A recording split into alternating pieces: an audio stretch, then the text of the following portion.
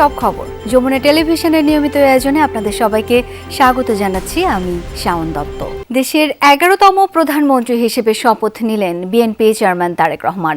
জাতীয় সংসদ ভবনের দক্ষিণ প্লাজায় রাষ্ট্রপতি মোহাম্মদ শাহাবুদ্দিন প্রধানমন্ত্রী হিসেবে তারেক রহমানকে শপথ বাক্য পাঠ করান। প্রধানমন্ত্রী হিসেবে শপথ বাক্য পাঠ করানোর পর তারেক রহমানকে গোপনীয়তার শপথ পাঠ করান রাষ্ট্রপতি। শপথের পর সেখানে স্বাক্ষর করেন প্রধানমন্ত্রী তারেক রহমান। এরপর 25 জন মন্ত্রীকে শপথ বাক্য পাঠ করান রাষ্ট্রপতি। শপথের পর স্বাক্ষরের মধ্য দিয়ে শেষ হয় আনুষ্ঠানিকতা। এরপর 24 জন প্রতিমন্ত্রীকে শপথ বাক্য পাঠ করান রাষ্ট্রপতি। তাদের স্বাক্ষরের মধ্য দিয়ে শেষ হয় নতুন সরকারের শপথের আনুষ্ঠানিকতা। রেওয়াজ অনুযায়ী জাতীয় সঙ্গীত ও কুরআন তেলাওয়াতের মাধ্যমে শুরু হয় শপথ অনুষ্ঠান। পরিচালনা করেন মন্ত্রিপরিষদ সচিব নাসিমুল গনি। মন্ত্রিসভার শপথ অনুষ্ঠানে যোগ দিতে তারেক রহমানের সঙ্গে যান স্ত্রী জোবাইদা রহমান ও মেয়ে জাইমা রহমান। অনুষ্ঠানে উপস্থিত ছিলেন প্রধান উপদেষ্টা ডক্টর মোহাম্মদ ইউনূস। এছাড়া দেশি বিদেশি অন্তত 1000 অতিথি অংশ নেন শপথ অনুষ্ঠানে।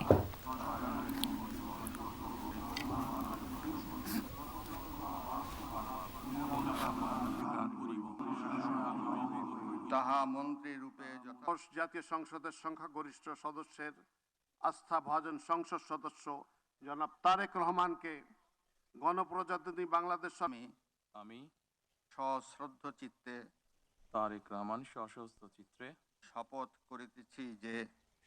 করিতেছি যে আমি আইন অনুযায়ী আমি সশ্রদ্ধ চিত্তে তারেক রহমান সশস্ত্র চিত্রে শপথ করিতেছি যে আমি আইন অনুযায়ী সরকারের প্রধানমন্ত্রী পদের কর্তব্য বিশ্বস্ততার সহিত পালন করিব। আমি বাংলাদেশের প্রতি অকৃত্রিম বিশ্বাস ও আনুগত্য পোষণ করিব। আমি সংবিধানের রক্ষণ সমর্থন ও নিরাপত্তা বিধান করিব। দর্শক, এই মুহূর্তে সংসদ ভবন চত্বরে রয়েছেন সহকর্মী মাহফুজ মিশু। যাচ্ছি তার কাছে। মিশু, মন্ত্রিসভা কেমন হলো? কি চমক? দুপুরে দপ্তর বন্টন কখন আনুষ্ঠানিকভাবে জানা যাবে সেই বিষয়ে আমাদেরকে জানাবেন। মন্ত্রিসভা তো গঠিত হয়ে গেছে, নতুন সরকার যাত্রা শুরু করেছে বিকেল 4:05 থেকে। আসলে যেহেতু সরকার প্রধান শপথ নিয়েছেন, ফলে তারপরে মন্ত্রিসভায় যারা ঠাঁই পেয়েছেন, বিভিন্ন দায়িত্ব পেয়েছেন, তাদের সঙ্গে কথা বলার চেষ্টা করেছি। দু একজনের সঙ্গে ফোনে কথা হয়েছে, টেক্সটে হয়তো কথা হচ্ছে, কিন্তু তারা সবাই আসলে প্রধানমন্ত্রী সহ বিদেশি অতিথিরা সহ অনেকেই এখনো ভেতরে অবস্থান করছেন। কারণ ধারণা করা হচ্ছে যে সংসদীয় কমিটির সভা যেটি সকালে হয়েছিল, এরপরে বিএনপি চেয়ারপারসন যিনি সংসদ নেতা এবং সরকারের নতুন প্রধানমন্ত্রী, তিনি বিভিন্ন জনের সঙ্গে ছোট ছোট করে বৈঠক করছেন। বিদেশি অতিথি যারা এসছেন তাদের সবার সঙ্গেই তার একটি আনুষ্ঠানিক কলন রয়েছে। বিদায়ী প্রধান উপদেষ্টা প্রফেসর মোহাম্মদ ইউনূসের সঙ্গে তিনি কিছুক্ষণ কথা বলেছেন বলে আমরা জানতে পেরেছি। এইসব আনুষ্ঠানিকতা এখন পর্যন্ত চলছে। আনুষ্ঠানিকভাবে দপ্তর বন্টন আমরা বিএনপির পক্ষ থেকে যেমনটা জানতে পেরেছি যে মির্জা ফখরুল ইসলাম আলমগীর স্থানীয় সরকার মন্ত্রণালয়, কিংবা আমির খসরু মাহমুদ চৌধুরী অর্থ ও পরিকল্পনা মন্ত্রণালয়, এইভাবে ধরে সালেউদ্দিন আহমেদ স্বরাষ্ট্র মন্ত্রণালয় থেকে প্রতিমন্ত্রী হিসেবে যারা দায়িত্ব পেয়েছেন, সেগুলো খুবই স্বাভাবিক ঘটনা, তেমনটাই প্রত্যাশিত ছিল। যেটি উল্লেখ করার মতো বা চমকের মতো দুটো ঘটনা, একটা হচ্ছে বিএনপির স্থায়ী কমিটির বেশ কজন সদস্য, বিশেষ করে ডক্টর খন্দকার মোশাররফ হোসেন, নজরুল ইসলাম খান, মির্জা আব্বাস, গয়েশ্বর চন্দ্র রায়, ডক্টর আব্দুল মঈন খান, তাদের নাম মন্ত্রিসভায় এখন পর্যন্ত নাই। ফলে ধারণা করা হচ্ছে এদের মধ্যে থেকে কেউ একজন হয়তো রাষ্ট্রপতি হবেন, বেগম সেলিমা রহমানের নামও নাই। ফলে কেউ একজন হয়তো স্পিকার হবেন, কেউ হয়তো ডেপুটি স্পিকার হবেন। আর সবচেয়ে গুরুত্বপূর্ণ চমক যেটি, সেটা হচ্ছে যে অন্তর্বর্তী সরকারের বিদায়ী যে অন্তর্বর্তী সরকার, তার যিনি জাতীয় নিরাপত্তা উপদেষ্টা ছিলেন খলিলুর রহমান, তিনি মন্ত্রী হিসেবে শপথ নিয়েছেন। এটি খুবই চমকপ্রদ ঘটনা, কারণ ধারণা ছিল তেমনটা ঘটলে বিএনপির সময় গভর্নরের দায়িত্ব পালন করা ডক্টর সালেউদ্দিন আহমেদ হয়তো তারেক রহমানের ক্যাবিনেটে থাকতে পারেন, কিংবা বেগম খালেদা জিয়ার পররাষ্ট্র সচিব যিনি ছিলেন, পররাষ্ট্র উপদেষ্টা তৌহিদ হোসেন, তারা থাকতে পারেন। কিন্তু ডক্টর খলিলুর রহমান এই ক্যাবিনেটে থাকবেন এমনটাই সম্ভবত এইবারের মন্ত্রিসভায় সবচেয়ে বড় চমক। অনেক ধন্যবাদ আপনাকে। দর্শক, সংসদ ভবনের দক্ষিণ প্লাজায় রয়েছেন সহকর্মী মশিউর অনিক। এবার তার কাছে যাচ্ছি। অনিক, নতুন মন্ত্রিসভার সদস্যদের কারোর সাথে কথা হয়েছে কিনা আপনার, কি বলছেন তারা? জানতে চাই সাধারণ মানুষের প্রত্যাশা কি।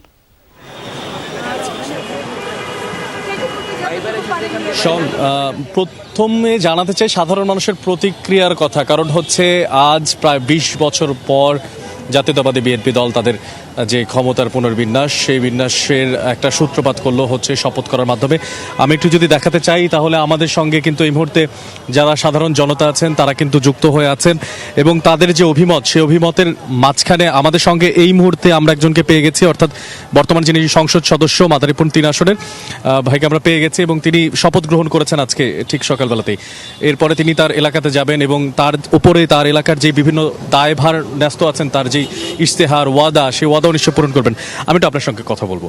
আমি প্রথমে জানতে চাই আজকে শপথ গ্রহণ করলেন, এই অনুভূতির জায়গাটা, এবং আপনার উপরে নিশ্চয়ই আপনার এলাকার অনেক দায়বদ্ধতা আছে, তো সেই জায়গা থেকে আপনার অনুভূতি এবং পাশাপাশি জনগণের প্রতি আপনার বার্তাটা জানতে চাই।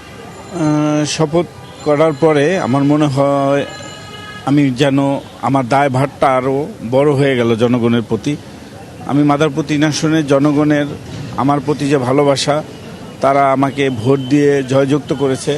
পাশাপাশি এই ১৭ বছর যারা নির্যাতিত হয়েছেন, গুম খুনের শিকার হয়েছে, জুলাই আন্দোলনে শহীদ হয়েছে, আমরা কিভাবে সেই সব পরিবারের মুখে হাসি ফুটাবো, তাদের দেশের প্রতি যে ভালোবাসা তারা দেখিয়ে গেছেন, আমরা কিভাবে তার পরিবারকে খুশি করব, তাদের প্রতি কিভাবে ভালোবাসা দেখাবো, সকল কিছু নিয়েই আমাদের মাথায় একটি প্ল্যান আছে, স্বল্পমেয়াদী দীর্ঘমেয়াদী প্ল্যান নিয়ে আমি ইনশাল্লাহ আমাদের এলাকার উন্নয়ন কাজগুলো করব।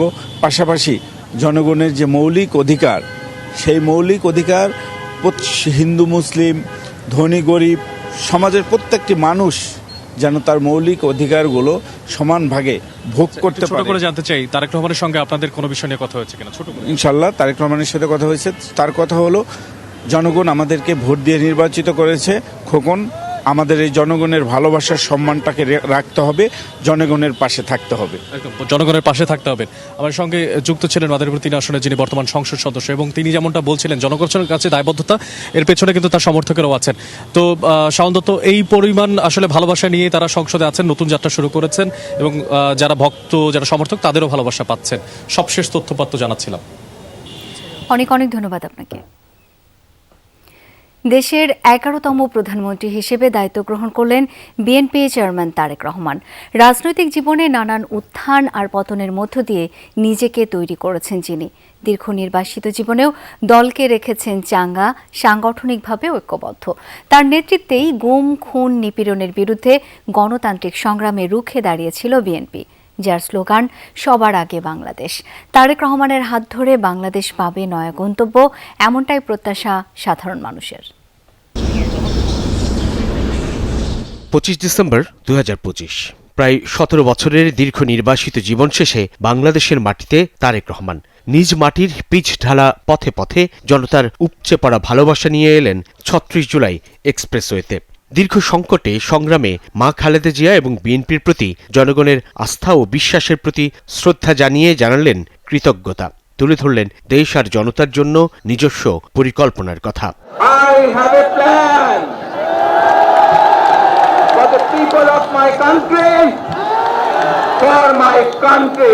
এর পরপরই তারেক রহমান হারালেন মাকে, একজন বেগম খালেদা জিয়াকে, যিনি নিজের রাজনৈতিক প্রজ্ঞা আর ত্যাগে হয়ে ওঠেন সর্বসাধারণের, যার শেষ যাত্রায় বিশ্ব দেখল বিষণ্ণ এক মানচিত্র।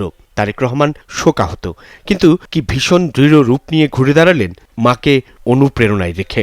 ব্যক্তিগত আবেগ পাশ কাটিয়ে মন প্রাণ সঁপে দিলেন দেশ আর দলের জন্য। শুরু করলেন নির্বাচনী কর্মযজ্ঞ।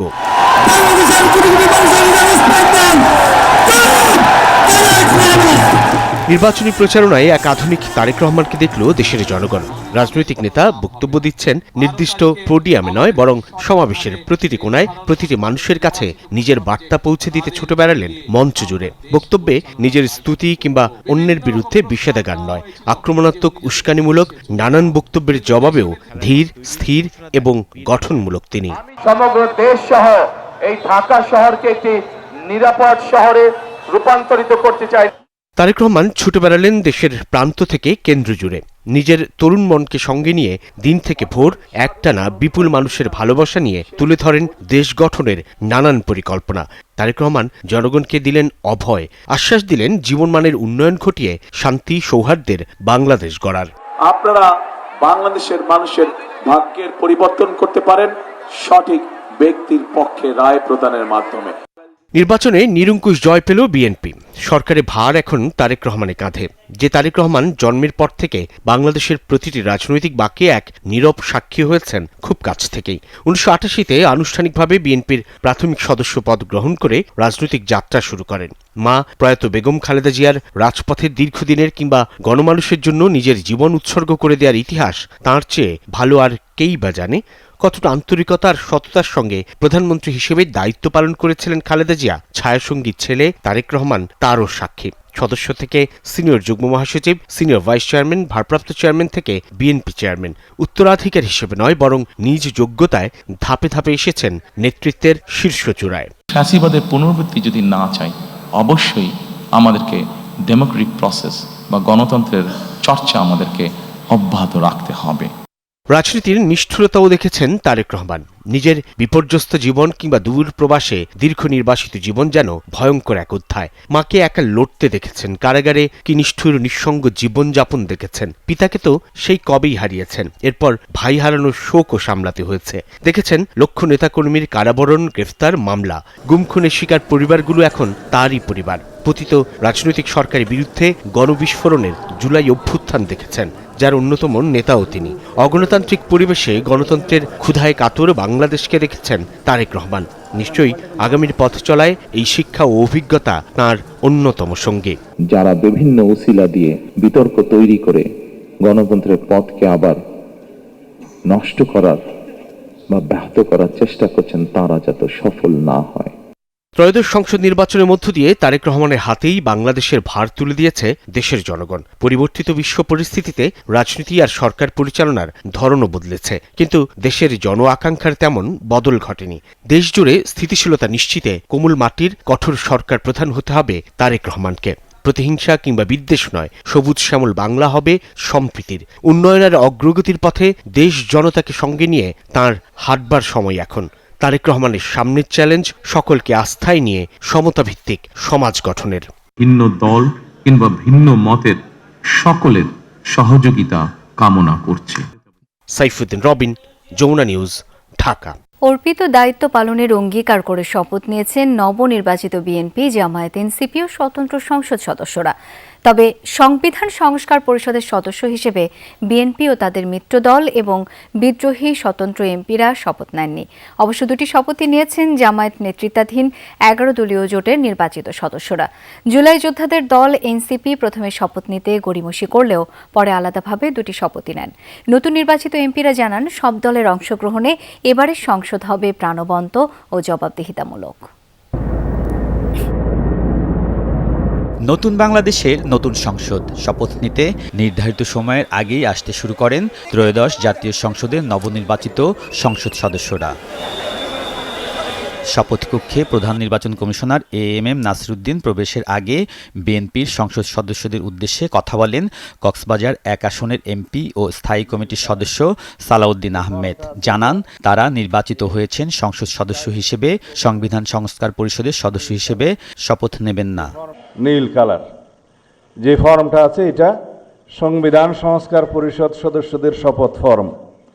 আমরা কেউ সংবিধান সংস্কার পরিষদের সদস্য হিসেবে নির্বাচিত হইনি এবং সংবিধানে এটা এখনো ধারণ করা হয়নি। এর কিছুক্ষণ পরই বিএনপির নির্বাচিত সংসদ সদস্যদের শপথ পড়ান সিইসি। সংসদ সদস্য নির্বাচিত হইয়া অর্পিত দায়িত্ব যথাযথভাবে পালনে শপথ নেন তারা। আইন অনুযায়ী পরে স্বাক্ষর করেন নির্ধারিত ফর্মে।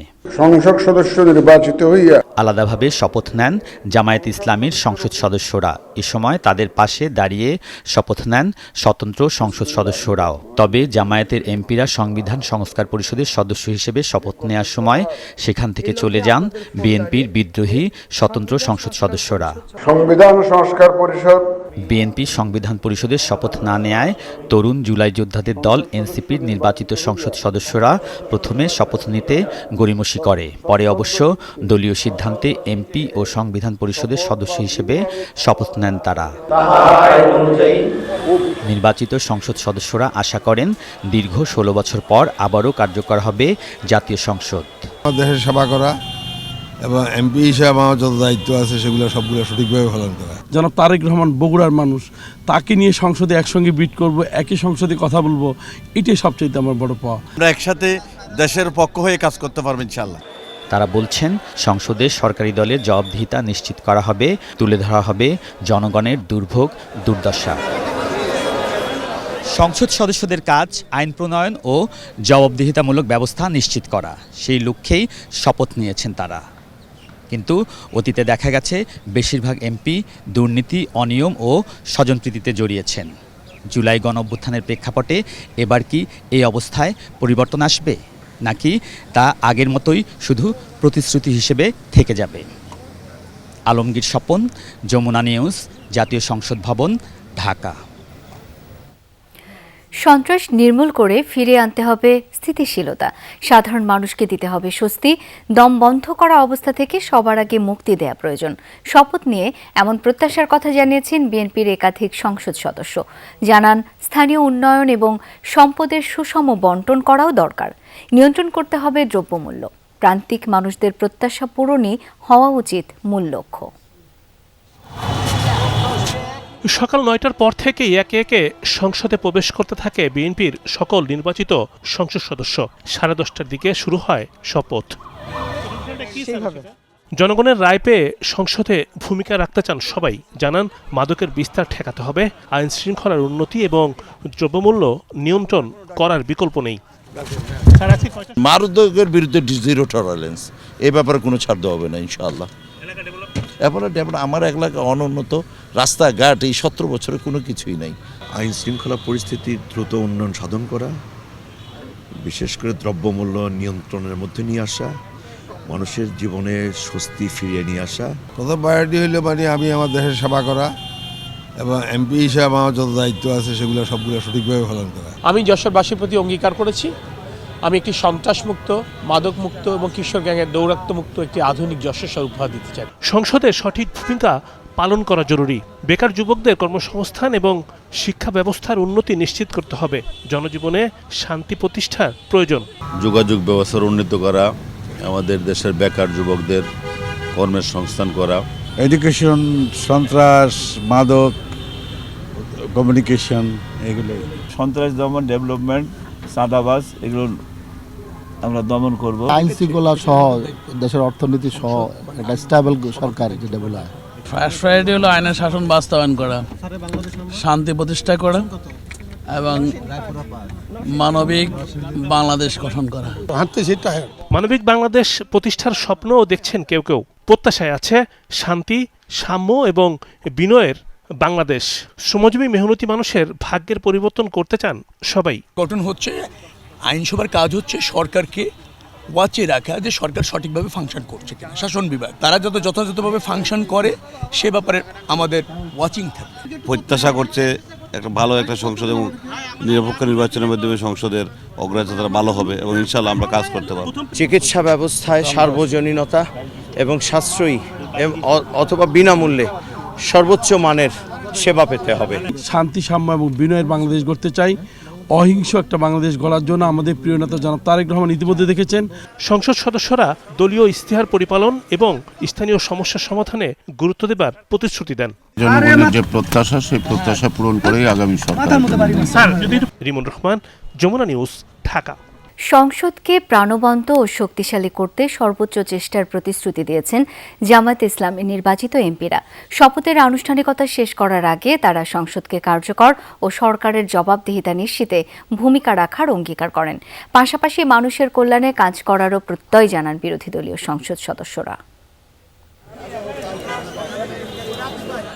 ত্রয়োদশ জাতীয় সংসদের নির্বাচিত প্রতিনিধিদের শপথ গ্রহণ উপলক্ষে পুরো সংসদ ভবন এলাকায় উৎসব মুখর পরিবেশ।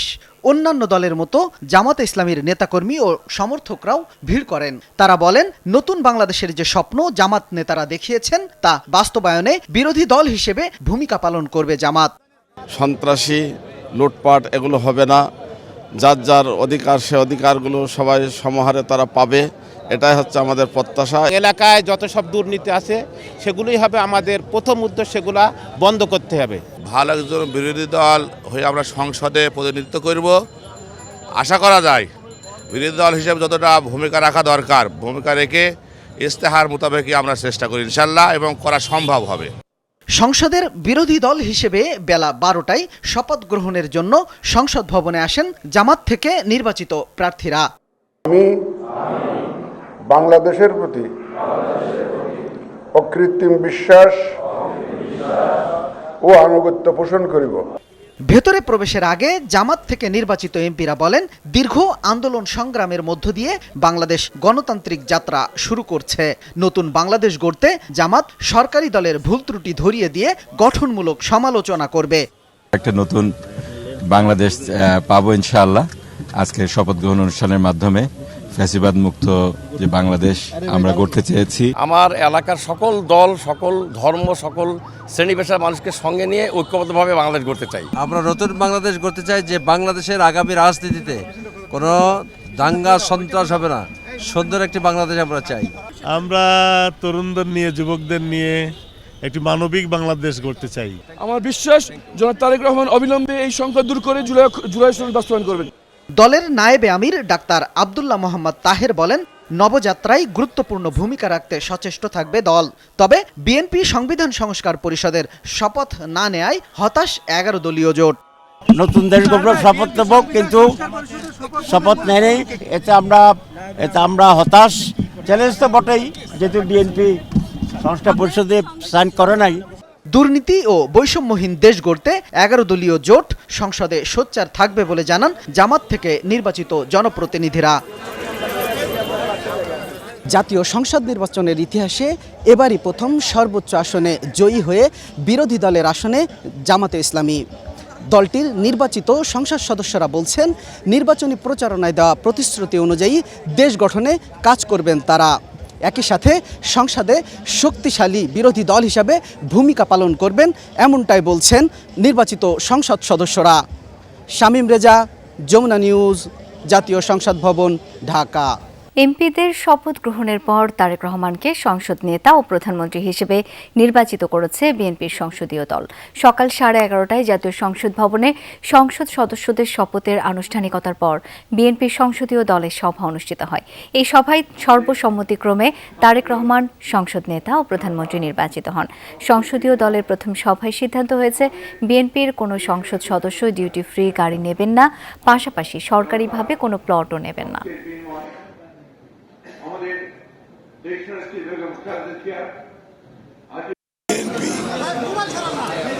সংখ্যাগরিষ্ঠ দল হিসেবে জাতিকে ইপ্সিত লক্ষ্যের দিকে নিয়ে যাবে রাজনৈতিকভাবে এবং অর্থনৈতিকভাবে। যেন তারেক রহমানের নেতৃত্বে এই সংসদ নিঃসন্দেহে সকল কর্মকাণ্ডের কেন্দ্রবিন্দু পরিণত হবে, সেটা আপনারা ভবিষ্যতে দেখতে পাবেন। জুলাই জাতীয় সনদ রাজনৈতিক সমঝোতার দলিল হিসাবে যেভাবে স্বাক্ষরিত হয়েছে একটা ঐতিহাসিক অনুষ্ঠানের মধ্য দিয়ে, সেটা যেভাবে স্বাক্ষরিত হয়েছে সেটা আমরা অক্ষরে অক্ষরে প্রতিপালন করতে অঙ্গীকার আবদ্ধ। জনাব তারেক রহমান আমাদের উদ্দেশ্যে দুটা অনুশাসন দিয়েছেন। কোনো সংসদ সদস্য ট্যাক্স ফ্রি গাড়ি নেবেন না। দ্বিতীয়ত, সরকারি কোনো প্লট সংসদ সদস্য হিসাবে গ্রহণ করবেন না। এটা আজকে পরিবর্তনের শুরু হলো। সংসদ নেতা জনাব তারেক রহমান সাহেব নির্বাচিত হয়েছে, তাই আজকে আনন্দের দিন। আমরা গণতন্ত্রের দিকে যাচ্ছি, গণতান্ত্রিক অর্ডার ফিরে পাচ্ছি।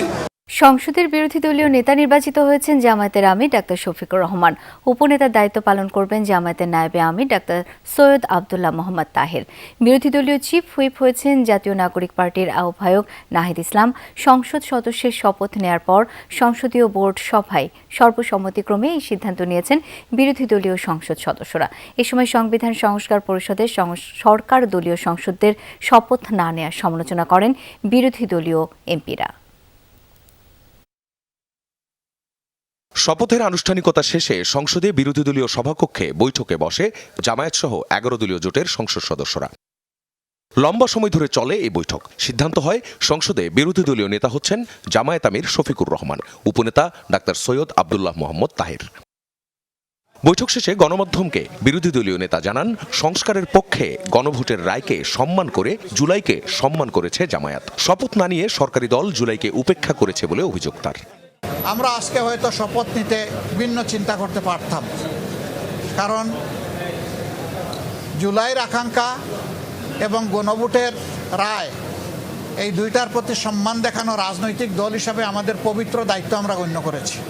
দেশ এবং জনগণের ভালোর জন্য সরকারও যদি কোনো উদ্যোগ নেয় আমাদের সমর্থন তারা পাবেন, কিন্তু যদি আমরা দেশ এবং জনগণের স্বার্থের বিপক্ষে কিছু দেখি তাহলে আমরা জনগণের হয়ে এই জনস্বার্থ বিরোধী কাজের বিরুদ্ধে আমরা লড়াই করব, আমরা প্রতিরোধ গড়ে তুলব ইনশাআল্লাহ। সংসদে বিরোধী দলীয় চিফ হুইপ নাহিদ ইসলাম বলেন, সরকার গঠনের প্রথম দিনই প্রতিশ্রুতি ভঙ্গ করেছে বিএনপি। এর মধ্য দিয়ে আইনি এবং সাংবিধানিক যে জটিলতা তৈরি হবে তা দ্রুত নিরসনের দাবি করেন তিনি। আরও বলেন, ইলেকশন ইঞ্জিনিয়ারিং এর যে অভিযোগ করা হচ্ছিল তা প্রমাণিত হয়েছে অন্তর্বর্তী সরকারের উপদেষ্টা খলিলুর রহমানকে মন্ত্রী করার মধ্য দিয়ে। আমরা আহ্বান করব যে তারা দ্রুত সময়ের মধ্যে শপথ পাঠ করে এই সংকটের নিরসন করবে এবং জনগণের প্রতি কাছে যে আমাদের সকলের প্রতিশ্রুতি ছিল সংস্কারের পক্ষে, সেই প্রতিশ্রুতির পক্ষে কাজ করবে। খলিলুর রহমান উনি যদি এই বিএনপির সরকারে মন্ত্রী হন বা সরকারের অংশ হন, তাহলে কিন্তু একটা প্রশ্ন উঠবে যে আগের অন্তর্বর্তী সরকারে উনি তাহলে ওই রাজনৈতিক দলের পক্ষ হয়ে কাজ করেছেন। এবং নির্বাচনে যে ইঞ্জিনিয়ারিংয়ের কথা আমরা বলতেছি, আমরা যেটা দেখলাম যে কারচুপি হলো, ফলাফলে কারচুপি হলো এবং অনেকগুলো আসন হারিয়ে দেওয়া হলো আমাদেরকে, এবং পরিকল্পনা করে 2/3 আসন সরকারি দল নিয়ে নিল। এই সংবিধান সংস্কার যাতে না হয়, এই জটিলতা, এটা কিন্তু পুরাটা একটা ইঞ্জিনিয়ারিং আজকে আমরা দেখতে পাচ্ছি। বিরোধী দলীয় নেতা জানান, দেশ ও দেশের স্বার্থের বিরুদ্ধে কোনো কিছু দেখলে দেশের জনগণকে সাথে নিয়ে প্রতিবাদ আর প্রতিরোধ করবে এই বিরোধী দল। বিভিন্ন জায়গায় হামলা ভাঙচুর বন্ধে সরকারকে পদক্ষেপ নেওয়ার আহ্বানও জানান তিনি। আখলাকুস সাফা, যমুনা নিউজ, ঢাকা। শপথ নিলেন নবনির্বাচিত সংসদ সদস্যরা। উন্মোচিত হলো বাংলাদেশের এক নতুন সম্ভাবনার দুয়ার। তবে 2001 সালের পর থেকে গত 25 বছরের ইতিহাসে সংসদে এবার নারীদের উপস্থিতি সবচেয়ে কম। এ নিয়ে শুরু থেকেই ছিল নানান প্রশ্ন, সমালোচনা। নির্বাচিত নারী এমপিরা বললেন, সংসদে নারীদের উপস্থিতি বাড়াতে কাজ করবেন তারা। স্বতন্ত্র প্রার্থীরাও বলছেন, দেশকে ঢেলে সাজাতে প্রাণপণ কাজ করতে প্রস্তুত তারা। দীর্ঘ এক পথ পেরিয়ে অবশেষে সেই ঐতিহাসিক মুহূর্তের দোরগোড়ায় বাংলাদেশ। সকালে শপথ নিয়েছেন নবনির্বাচিত সংসদ সদস্যরা। শপথ নিলেন লাল সবুজের মানচিত্রটিকে নতুন করে সাজানোর। সংসদ সদস্য নির্বাচিত হইয়া গত 25 বছরের ইতিহাসে এবারই সবচেয়ে কম সংখ্যক নির্বাচিত নারী এমপি যাচ্ছেন সংসদে। ঐক্যমত্য কমিশনের সঙ্গে আলোচনায় রাজনৈতিক দলগুলো 5% নারীদের মনোনয়ন দিতে একমত হলেও কথা রাখেনি কেউই। 11 দলীয় জোট থেকে মনোনয়ন দেয়া হয়নি কোনো নারীকেই। অন্যদিকে বিএনপি থেকে মনোনয়ন দেয়া হয়েছিল মাত্র 10 জনকে। এর মধ্যে নির্বাচিত হয়েছেন 6 জন, আর স্বতন্ত্র থেকে জয়ী হয়েছেন 1 জন নারী। সংসদে নারীদের এত কম উপস্থিতি নিয়েও কাজ করার আগ্রহ প্রকাশ করেছেন কোনো নারী এমপি। দোয়া করবেন যাতে দেশবাসী যে দায়িত্ব আমাদেরকে দিয়েছে সেই দায়িত্ব আমরা পালন করতে পারি। অন্যদিকে একমাত্র স্বতন্ত্র নারী এমপিও কষছেন আগামী 5 বছরের পরিকল্পনার ছক।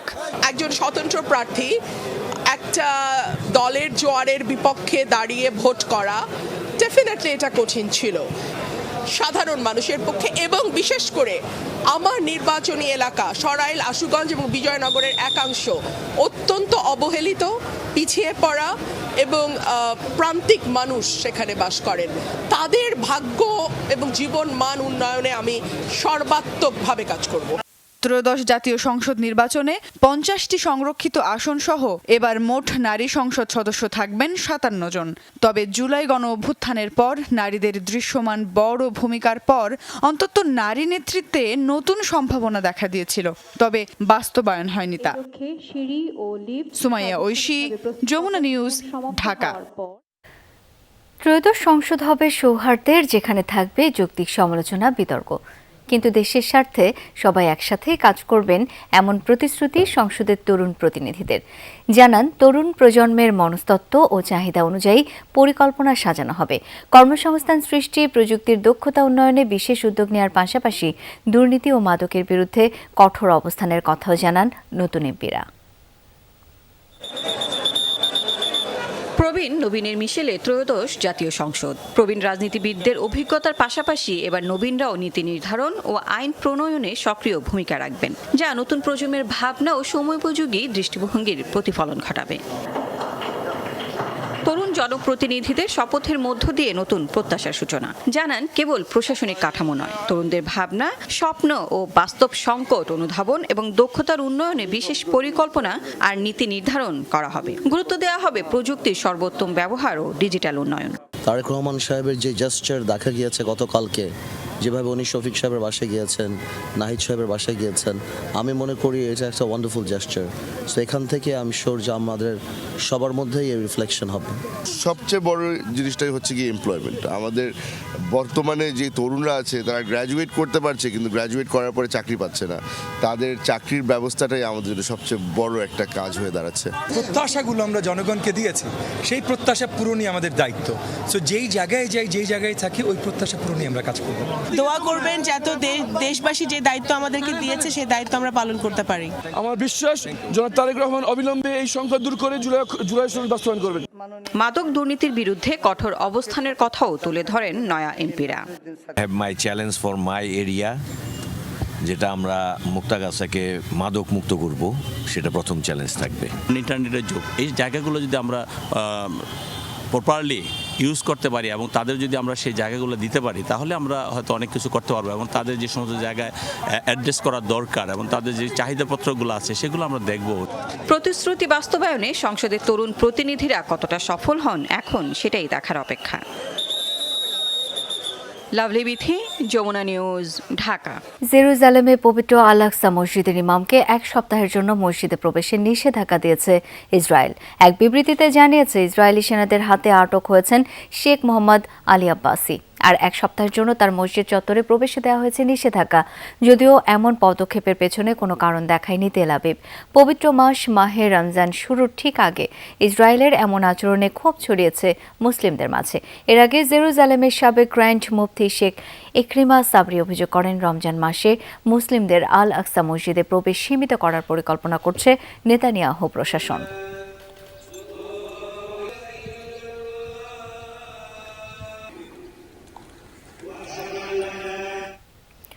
সুইজারল্যান্ডের জেনেভায় চলছে বহুল প্রতীক্ষিত যুক্তরাষ্ট্র ইরান দ্বিতীয় পর্যায়ের বৈঠক।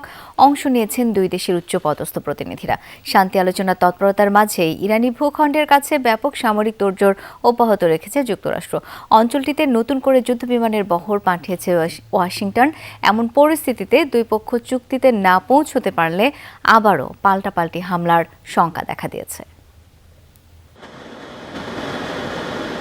মধ্যপ্রাচ্যে চলমান উত্তেজনার মধ্যেই মার্কিন ঘাঁটির সুরক্ষা নিশ্চিতে উপসাগরীয় অঞ্চলে ফাইটার জেটের নতুন বহর পাঠিয়েছে যুক্তরাষ্ট্র, যার মধ্যে 18টি F-35 যুদ্ধ বিমান সহ রয়েছে একাধিক কার্গো ও রিফুয়েলিং বিমান। নতুন এই বহরের গন্তব্য জর্ডানে অবস্থিত যুক্তরাষ্ট্রের বিমান ঘাঁটি। ইরান থেকে মাত্র 700 কিলোমিটার দূরে ওমান উপকূলে অবস্থান করছে রণতরী USS আব্রাহাম লিঙ্কন। 3টি ডিস্ট্রয়ার, 2টি দূরপাল্লার হামলার ক্ষমতা সম্পন্ন যুদ্ধজাহাজ রয়েছে স্ট্রাইক গ্রুপটিতে। সব মিলিয়ে ইরানের আশপাশে এখন মার্কিন নৌযানের সংখ্যা 12। আমরা পরোক্ষভাবে এই আলোচনায় অংশ নেব, সেগুলো খুবই গুরুত্বপূর্ণ হবে। দেখা যাক কি হয়। ইরান দর কষাকষিতে খুবই কঠোর। আশা করি এবার তারা আরও যুক্তিসঙ্গত আচরণ করবে। তারা একটি চুক্তি করতে চায়।